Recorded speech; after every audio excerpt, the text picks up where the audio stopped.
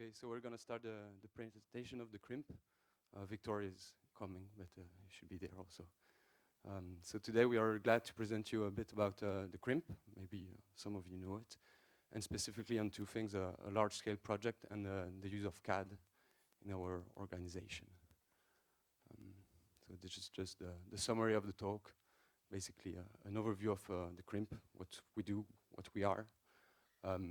A focus on Caban, which is a large-scale installation project we made recently, and focus on CAD, so the use of softwares to develop new products and new creativity.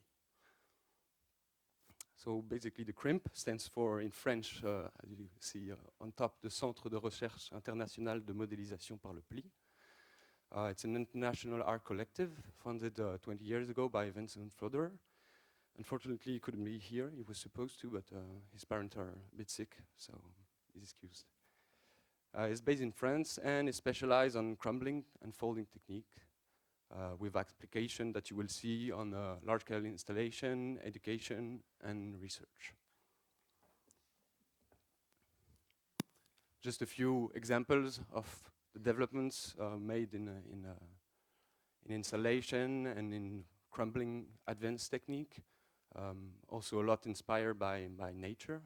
Well, nature, I don't know if we have to call it this, but the living in general, and especially all the world of the mushroom, which is organic maybe. And maybe you can show a piece. Louis is with us to show a piece. It's always better, I mean, to have a real art piece. I hope we can do it with three. Avec trois, ça va? One volunteer to help us to open it? Okay.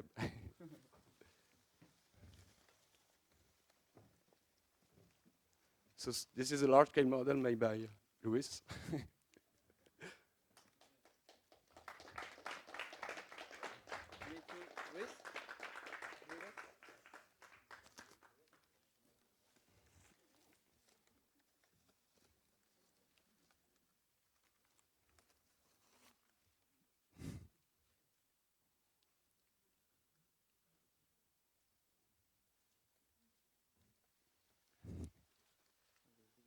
Ouais, ouais.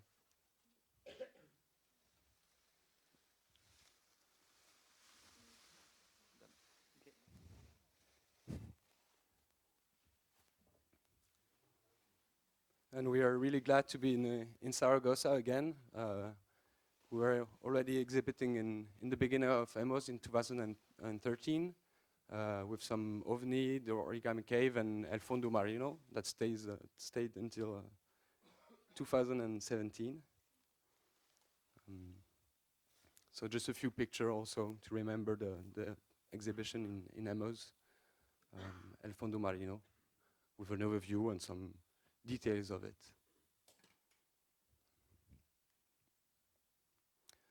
So who we are, so it's an art collective, so we're quite a few members that you can see the name here, with honorary member also, and this I think is the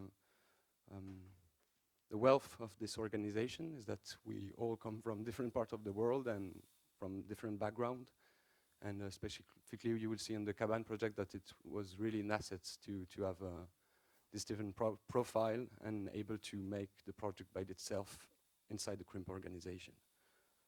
So a bit answering also the talk of yesterday. We are all individual creators, but together we're bigger. Or at least, we don't know if we have talent, but together maybe we have. So just a few of the members that are present here, 3 of us, and Victor, who should join us. And we put also the field of interest, so Luis Matias Santos, more specifically interested, as you see, on crumble pattern, advanced patterns, large scale, and a lot of link with nature. Victor Coljoli, who is coming soon, which you know probably his work, so more on the surrealistic side, but also for the one, okay, he's here. So, and more, as you can see on the talk he did also yesterday, also on packaging and industry application with folding.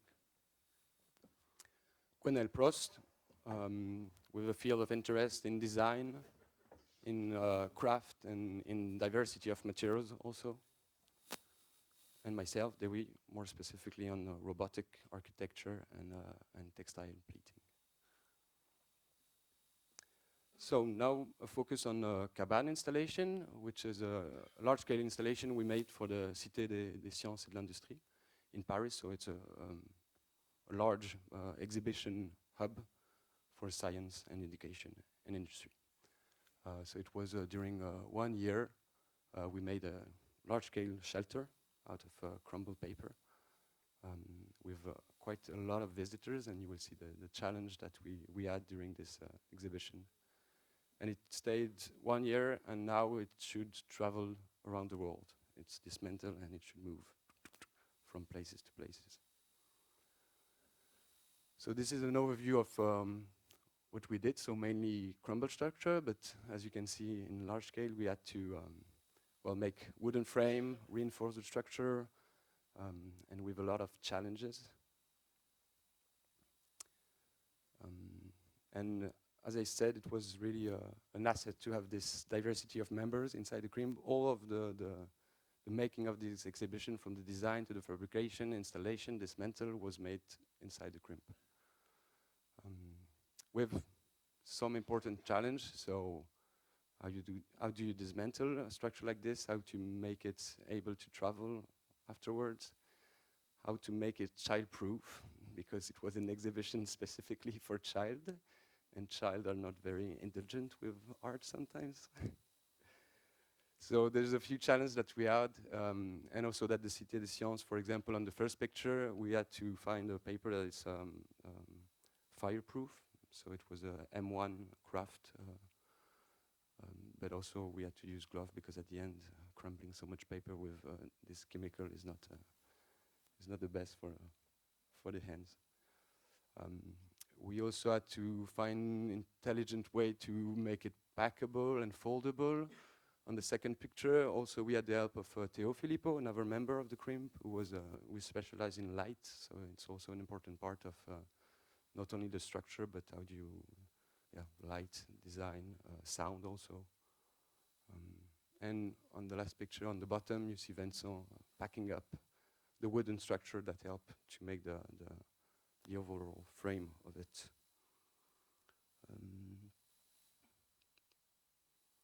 I've forgotten something. Yeah, and I'm going to make the link with CAD now. So this is an overview of the structure made by another member, recent member, Aurélie Dogneau, who made this 3D file of the installation. Who helped us a lot because we had to replace something at one point because there were so many visitors and so many kids. So a few of the things were broken, we had to come back. But basically you see on this, well, it's in French, but wooden structure. Also we had to put some metal grids to install the crumbling, wooden bench also, even if from exterior it was almost only crumbled paper. But inside there's a lot of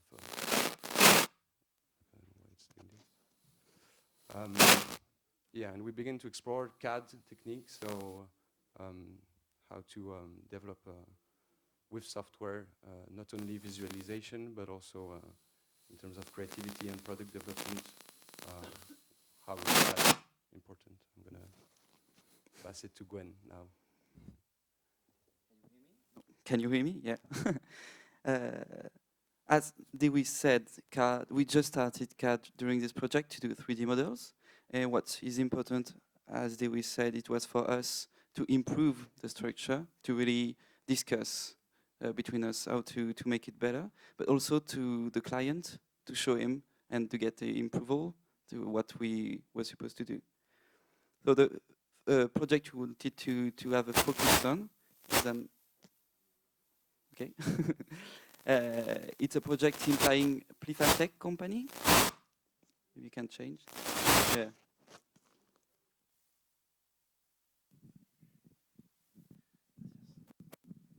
Can you hear me? Yeah. So it's a project implying Plifatech company. So Victor yesterday in his talk speak about precisely.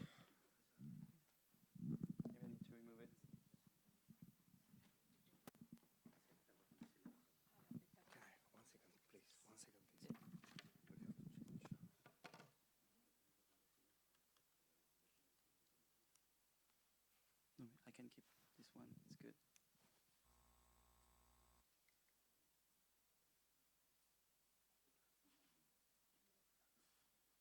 It's okay. I can use this one. Yeah.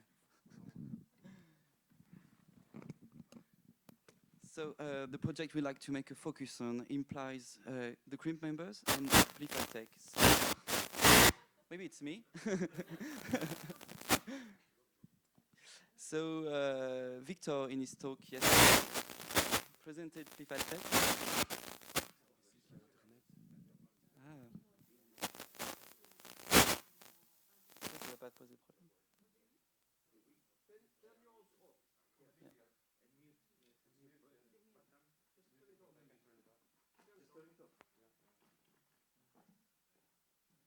You think it's internet? Is it? No, it's yours. Okay. Okay.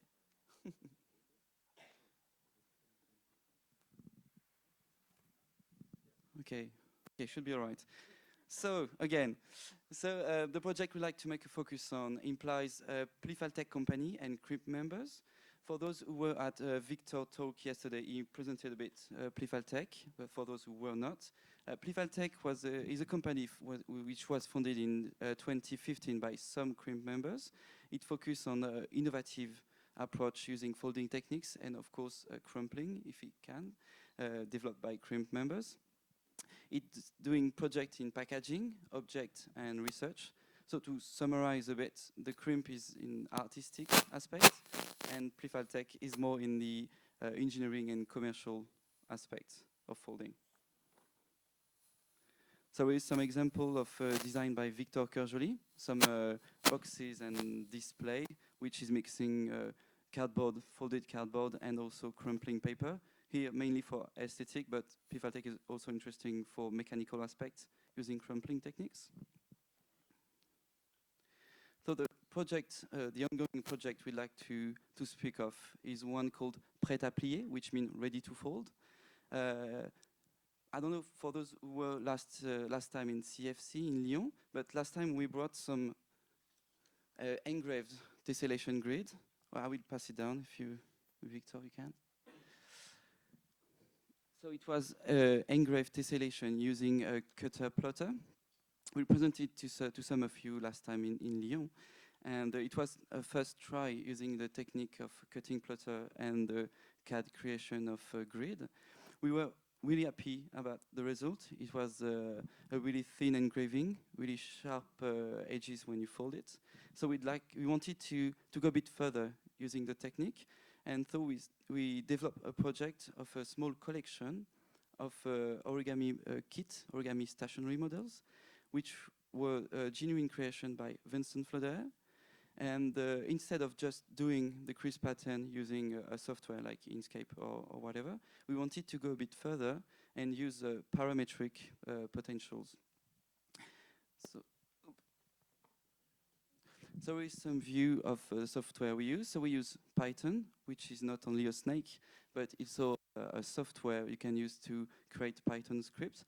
So the one working on the Python is Stéphane Rérol, a member of the Crimp organization, which is not, again, sadly here today. But if you have questions regarding Python scripts, you can ask him. I will answer your question the best I can, but if you want more information, I can give you contact details of Stéphane.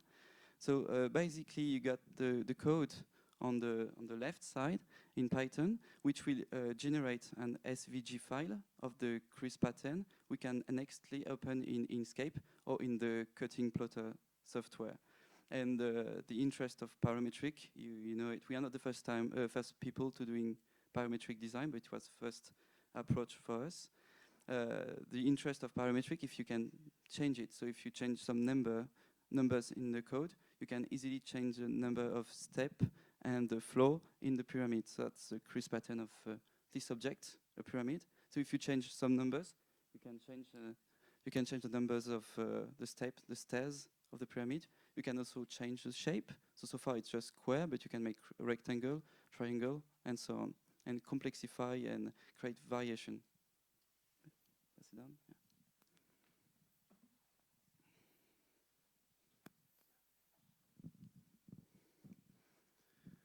So all the model we have here were engraved using this technique, so coded in Python. Yeah. So coded in Python and after engraved in the laser cutter. So the code is really interesting because, as I said, it can create allow us to explore variation. When you got complicated design like this, if you have to draw by hand each of the variation, it can take a really long time. So it's saving a lot of time and give us more precision. And also, when you are using a plotter, and if you cut two intersecting line, you have at some point a point of intersection, which can be really fragile because the paper is cut. And Stefan managed to code in Python for the line to stop just before the intersection. So we don't have an intersection point anymore, which is give more strength to the paper. And that can only possible using parametrics. The first model which are most interesting using parametrics is these pyramids and the chevron leaf, which is a Miura Ori pattern. And again, we can easily using a Python to change the angle of the Miura Ori.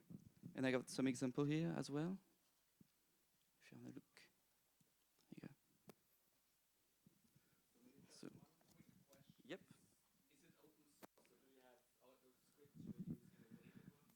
So far, no. We are keeping the script for us because it's Plifaltech, it's a company.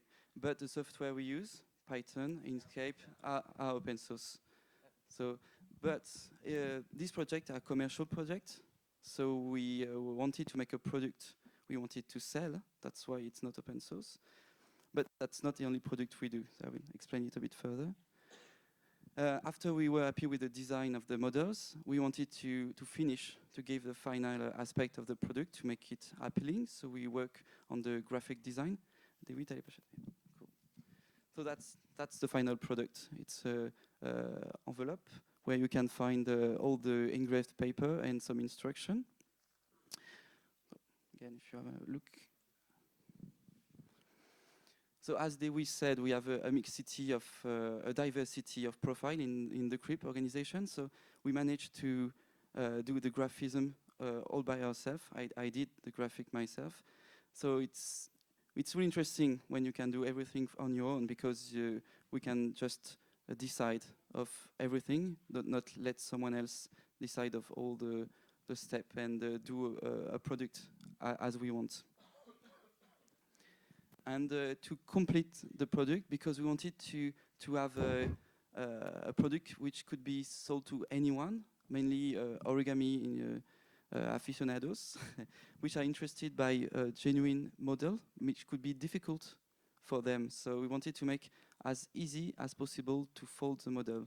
So the engraving works, and instead of a step-by-step instruction in the envelope, we did a video tutorial, which you can find in YouTube. So again, the editing was done all inside the Crimp by Crimp members, by Theo Filippo, which did also the light in the cabin installation. And you can find the tutorials on internet, YouTube. You just have a link also in the envelope, so it's completely free to watch those videos.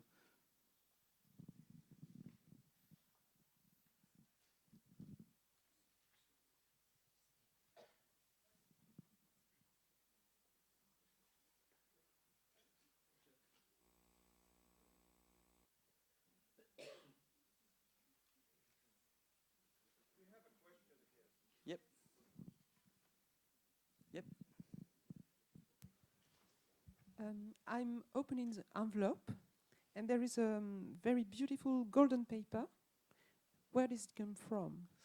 It's paper made by Procop, a French company. Mm-hmm. And I've got, it's called Gold Value.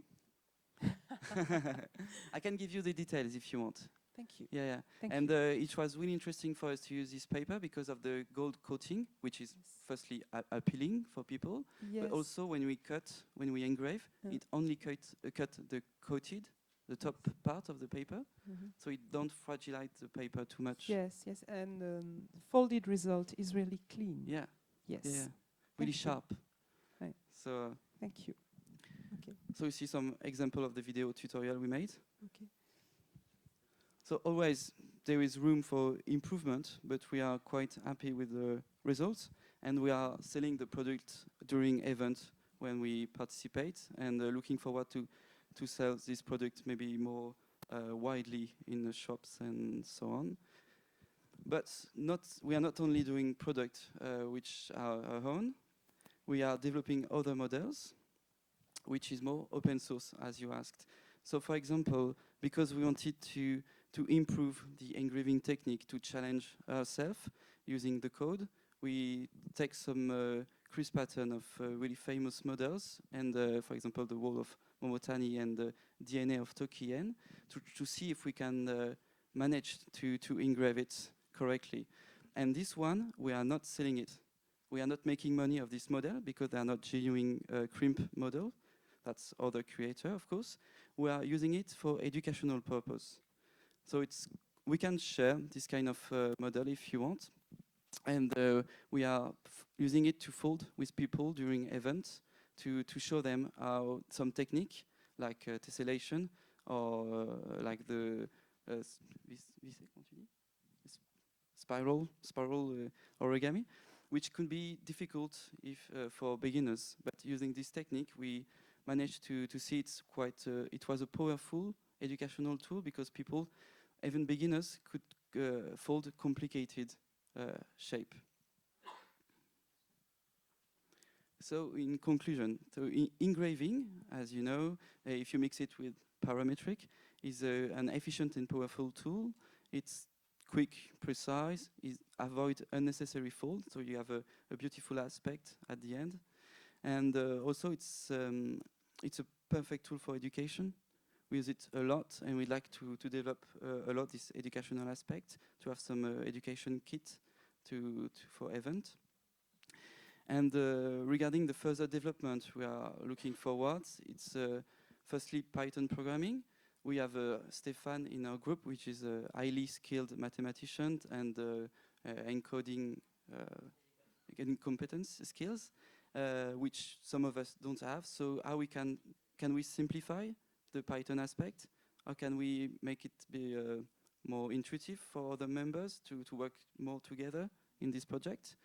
Also, this kind of huge project implies multiple layers of ownership, from the models creator, the coding, the graphism, the video, and so on. So you have a different aspect of the ownership. We need to look more deeply into it, to be more precise of what belongs to whom, and legally be really good.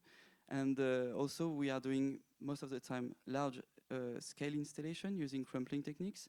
So we are looking forward to see how CAD could help us to develop large scale installation. You see it in the Caban project with the 3D models, but maybe the engraving can help us to make large installation as well. So we don't know yet, so we are looking forward to develop this kind of topics. Thank you.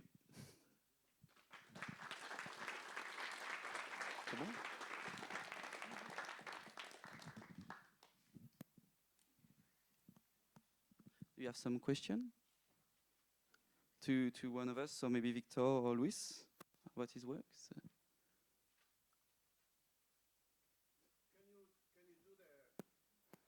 Can you do the scoring with other papers? Yeah. We Elephant try hide. with what? Elephant hide, Yeah, for example? yeah. We focused mainly on thin paper because it's the most difficult. But we managed to do a 20 grams scoring on paper, and it works perfectly fine. So now we can just go up and up if you want, because elephant eye is more thick. And if I want? Yeah. So how do we do it? Do I send you the files? Yeah. Or you send me yes. the paper? Yeah, for example, it's a good example for the grid tessellation. If you're interested about the grid, maybe we can discuss together, and if you want to order like a large amount of grid pre-creased, we can discuss about it. Yes, I want, of course. Yeah. Who doesn't? True, true. That was the first goal of this technique. Just like everyone, we don't want to fold grid again. So if we can stop folding grid and just concentrate on the design. It's not only the grid. You can do all the pre-creases, everything. Yeah. Yeah, it's core. It's core. It's yeah. You have the fun. No problem. Yeah. So who gives the better price? Who what? Who gives a better price? You Ah, or yes. Robin? I don't know. Maybe Robin. Just send him everything. Yeah. Now we can make a fight. Good. Other questions? Yes. Can you?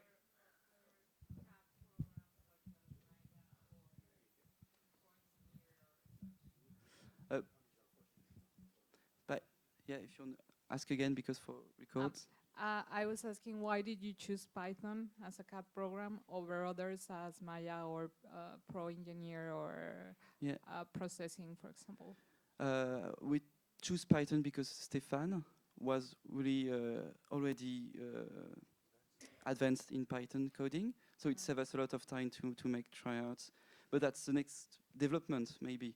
Do we need to keep using Python, or do we need to change our software to make it more usable for everyone? We will see it.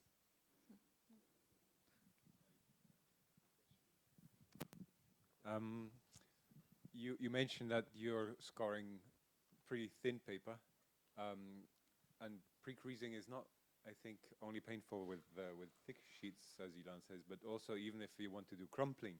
I'm guessing. Yeah. Have you been applying pre-scoring techniques to crumpled projects? Not so far, but we look forward to do it. Actually, that was of the first goal of this project, to develop a crumpling pattern and to fold. So far now we mastered the technique, and we like to develop it for crumpling as well. So yes, we'd like to do it very much. So you will also try to go with even thinner mediums, or no? I suppose, because crumpling is better with thinner paper. So yeah, so far Vincent and Stéphane work together on this project, so they are the leader of this project. So if you have questions, just ask Vincent or Stéphane. But as I said, they try until to reach, manage to reach 20 grams. So that's so far the best we could do, which is not too bad. It's pretty good already. I suppose there's limits in scoring the paper with crumbling because it fragilizes the paper a bit. So maybe another machine with more. I mean, Louis also developed some machines, but not scoring, but more Embossing the paper in crumpling patterns. How do you mount the paper for the scoring? Do you use a sticky mat, or how do you? Actually, it depends. Some industry, for example, you got ventilation, inspiring the paper, make it completely flat. So you can use also gluing mats. But we used a spray glue at the beginning, which could be repositionable. You say it. You can unmountable spray glue, but it left a small layer of glue on the paper, which wasn't really nice. And now we are just using anything. Just the paper on top of the mat, but it's not a gluing mat, it's just regular mat. And we are just putting some unmountable unmountable tape around it, and that's all actually. Okay, so you only attach the corners. Yeah, it's a bit non-intuitive because you think you need to glue the paper, make it really, or you won't move, but actually we had no problem since we are using these techniques. Okay, that's really interesting because with scoring, I think that's the main problem with very thin papers, that if you put them onto a glue, that you don't get them off again. Yeah, and I don't know if you have a small machine like Cameo's machine, but I tried the same technique on the smaller version, Cameo's, and it works fine as well. So you actually don't need always glue mats. Maybe for some materials it's necessary, or complex pattern, but for easy one, it's. I just found out that I do want to order plenty of these kits you showed us, but the the Crimp.org does not contain information. It's No, Playful it's in Tech, right? Playful yeah. But I was just looking both domains, EU and the com, and the page is blocked somehow. Yeah, I tried to download it from here. It doesn't work as well. So I try see. new connection later. Okay. I don't know why. It's not the web page yeah. itself. So we can order it there. And do you ship, for instance, I'm from Belarus, so it's beyond I suppose Poland. just ask. Okay, just ask. so But mainly we are selling it to events where we participate and sending it to people one by one. So we could send one of you to you, I suppose. Just write down to Playful Tech, saying I'm interested by these kits, and they can give you the price and the fees of thank sending you. fees. And one more question: how does one become the member of the Crimp? You have to ask, just. Okay. And we okay. discuss together, and you have to have the Crimp philosophy. I don't know. We can discuss about it. We are always open to have new members. Some people stay for a few years. Some people stay longer. It's just open club kind of. Okay. But we decide between each other. Yeah. Thank you. You're welcome.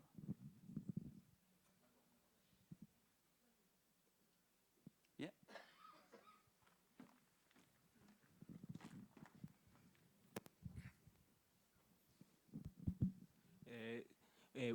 Which material do you use for the fireproof of your The Crimp? childproof? Yes. Yeah, it was a complicated process because, as Dewey said, so the exhibition in La Cité des Sciences was an exhibition designed only for child. So no adults, or very few, and the child were running everywhere in the exhibition, touching everything, and of course the paper was really spoiled by it. So for making it more resistant, we use methyl cellulose mainly. And at the beginning, we did like a giant cave arch of paper, paper going until the ground, touching the ground. But it was too much spoiled by a child, so we had to change the design of the installation. So you see here, we have some benches, yeah. We have some benches for a child to sit down. So the paper doesn't go until the ground. It just started here, which was easier because it was out of the reach of the child. So it was a good solution. Just remove the paper out of reach and strengthen it with methyl cellulose. Yeah, that's the only solution. Thank you.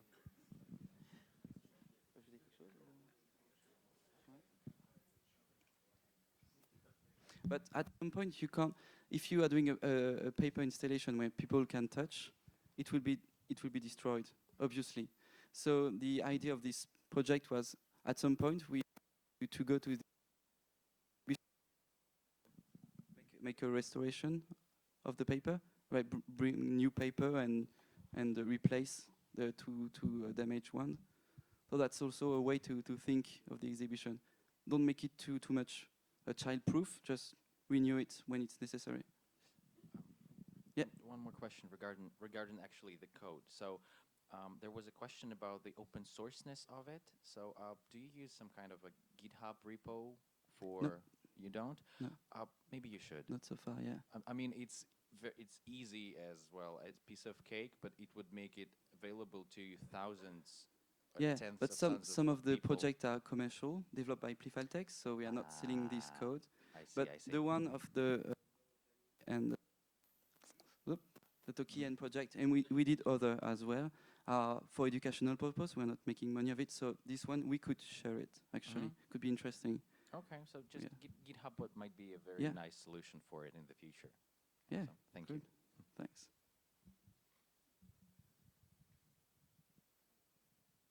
Okay. Do you want to add something? Okay, good. Well, thank you.